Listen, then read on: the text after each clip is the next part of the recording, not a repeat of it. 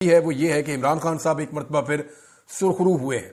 इमरान खान साहब ने जो कहा था कि मेरे खिलाफ एक रिजीम चेंज ऑपरेशन हुआ था, और जब मुझे अच्छी तरह याद है पहला प्रोग्राम जब हुआ ना रिजीम चेंज ऑपरेशन के खिलाफ, तो उसमें शहीद अरशद शरीफ साहब ने उस प्रोग्राम को कंडक्ट किया था इस्लामाबाद में, और इसके ऊपर एक सेमिनार हुआ था, मुझे अच्छी तरह याद है।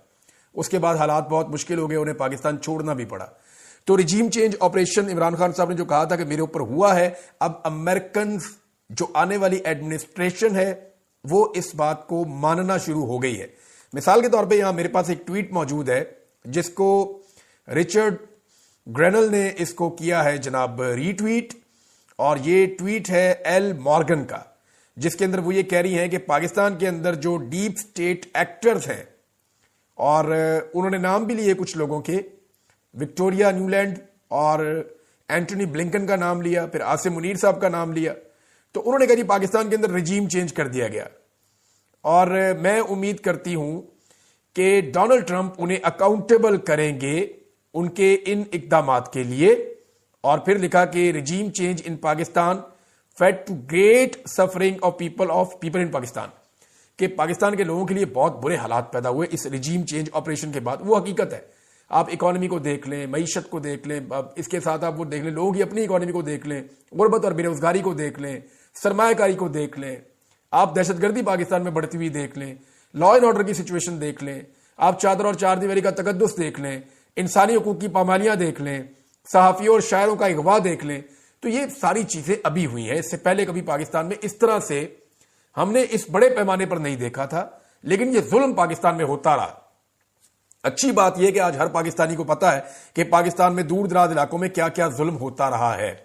तो जी सबसे बड़ी डेवलपमेंट यह है कि इसको रिचर्ड ने ना सिर्फ रीट्वीट किया था, रिचर्ड डोनाल्ड ट्रंप की चॉइस है और उनको बहुत अहम ओहदा दे दिया गया है। वो सदारती एलची होंगे दुनिया में अहम तरीन मामलात के ऊपर, और जितने भी हॉट इश्यूज होंगे उनको वो उठाएंगे, और ये बहुत वसीला आदमी है, और इसको डोनाल्ड ट्रंप ने अहम ओहदा भी दे दिया है, और ये इमरान खान साहब की रिहाई का मुतालबा भी कर चुका है। तो आने वाले दिनों में जो सियासी कैदी हैं वो हुकूमत को रिहा करने पड़ जाएंगे, क्योंकि जो बाइडन की सपोर्ट खत्म होने जा रही है।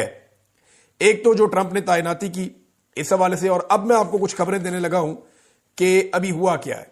एक तो जो ओवरसीज पाकिस्तानी है उनका राब्ता है, रिचर्ड ग्रेनल के साथ राब्ता है ओवरसीज पाकिस्तानियों का, और ओवरसीज पाकिस्तानियों को इस बात का यकीन दिलाया गया है कि अगले चंद दिनों में एक टेलीफोन कॉल इस्लामाबाद आने वाली है, यानी पाकिस्तान में एक टेलीफोन कॉल अमेरिका से आने वाली है, और यह कॉल 25 दिसंबर से पहले पहले आ जाएगी। यानी क्रिसमस से पहले पहले दो चीजें पाकिस्तान में होने जा रही हैं। अब आप इसको एक हफ्ता कह लें, 10 दिन कह लें, इससे ज्यादा टाइम ओवरसीज पाकिस्तानियों का यह दावा है, या जो मेरे सोर्सेज हैं उनका यह दावा है कि इससे ज्यादा टाइम लगेगा नहीं। एक तो एक टेलीफोन कॉल आएगी पाकिस्तान में, उसके बाद आप चीजें बदलती हुई देखेंगे। क्योंकि देखिए मुल्क जो होते हैं ना वो हफ्तों में या महीनों में नहीं चलते होते। अभी इस वक्त जो बाइडन की एडमिनिस्ट्रेशन पाकिस्तान को सपोर्ट दे रही है, उसके दिन कितने बाकी रह गए हैं? 1 महीना और चंद दिन। तो उसके साथ तो पाकिस्तान अपनी पॉलिसी नहीं चला सकता। पाकिस्तान को देखना पड़ेगा कि आने वाली एडमिनिस्ट्रेशन उस तरह की सपोर्ट देती है या नहीं देती। तो वो अब नजर आ रहा है, और एक टेलीफोन कॉल बहुत इंपॉर्टेंट आने वाली है, और उस टेलीफोन कॉल के लिए वादा भी कर लिया गया है, और ये बहुत इंपॉर्टेंट टेलीफोन कॉल होगी। और उसके बाद आप ये देखेंगे कि पाकिस्तान के अंदर जो जुल्म और फस्तायत का बाजार गर्म किया हुआ था, उस हवाले से चीजें बदलना शुरू हो जाएंगी। और अगर नहीं बदलेंगी ना तो फिर एक नया फेज शुरू होगा। वो फिर आप देखिएगा मामला किस तरफ जाएगा, हम आपको रिपोर्ट करते रहेंगे। लेकिन एस्टेब्लिशमेंट बात ना माने अमेरिका की, क्या यह मुमकिन है? तो पाकिस्तान का अमेरिका के साथ ताल्लुकात का जो 60-70 साल का रिकॉर्ड है ना, उसमें पाकिस्तान की एस्टेब्लिशमेंट ने कभी भी अमेरिका को ना नहीं कहा। ये मैं आपको लिख के दे देता हूं, कभी नहीं कहा। हमेशा सियासतदानों ने एस्टेब्लिशमेंट को ना बोला है। अमेरिकन एस्टेब्लिशमेंट को सियासतदानों ने ना बोलने की जुर्रत की है। पाकिस्तान की एस्टेब्लिशमेंट ने कभी भी अमेरिकन को ना नहीं बोला। मिसाल के तौर पे आप ले लें जुल्फिकार अली भुट्टो को। जुल्फिकार अली भुट्टो जब अमेरिकन को पसंद नहीं थे तो फिर उनके साथ क्या हुआ सब जानते हैं।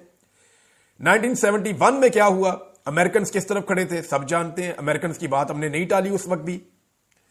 उसके बाद भुट्टो साहब की फांसी वाला मामला, फिर जियाउल हक से जो कुछ भी अमेरिका ने करवाया, यानी अमेरिका ने ही यह रास्ता निकाला था ना कि जहादी इकट्ठे करने हैं पाकिस्तान में और यहां से फिर जहाद करने हैं अफगानिस्तान के अंदर और रशिया के टुकड़े करने हैं। अमेरिका ने पूरा एक प्लान किया था। तो पाकिस्तानी एस्टेब्लिशमेंट ने बगैर सोचे समझे सरेंडर कर दिया था और ज़ियाउल हक साहब ने उस लड़ाई के अंदर छलांग मार दी थी कि पाकिस्तान आज तक जल रहा है।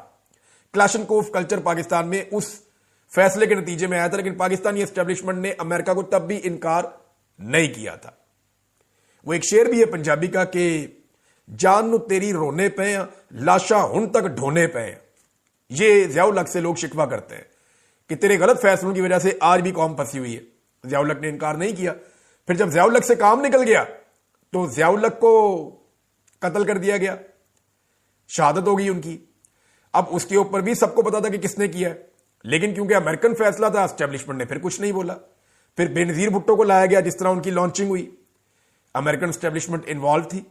फिर कारगिल के अंदर जब पाकिस्तान ने बहुत सारा एरिया फतह कर लिया तो आज नवाज शरीफ डालते हैं मिलिट्री एस्टेब्लिशमेंट पे और मिलिट्री एस्टेब्लिशमेंट डालती है नवाज शरीफ पे, लेकिन हकीकत यही थी कि अमेरिका का फोन आ गया था और अमेरिकन दबाव के बाद इनको पीछे हटना पड़ गया और उसकी वजह से बहुत सारे जवानों की शहादतें भी हो गई और बहुत नुकसान हुआ पाकिस्तान की मिलिट्री का।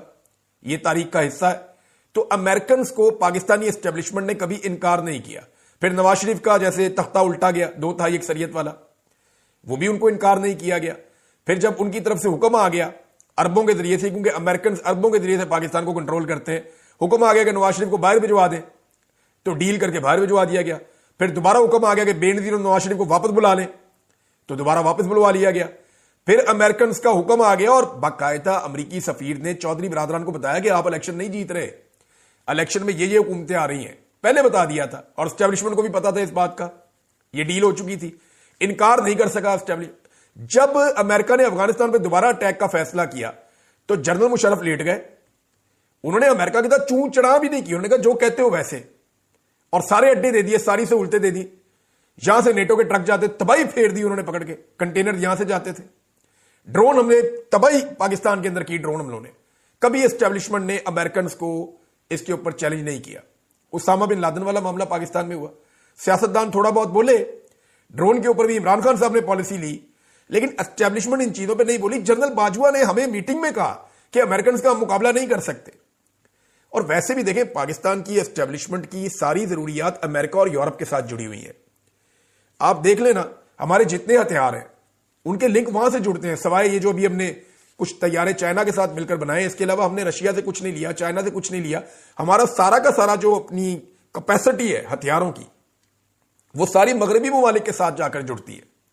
हमारी टेक्नोलॉजी वहां की है, हम उनके बगैर अपना दिफाई निजाम जो है उसको एक्टिवेट नहीं रख सकते थे। ये मुझे खुद हमारे मिलिट्री के दोस्तों ने बताया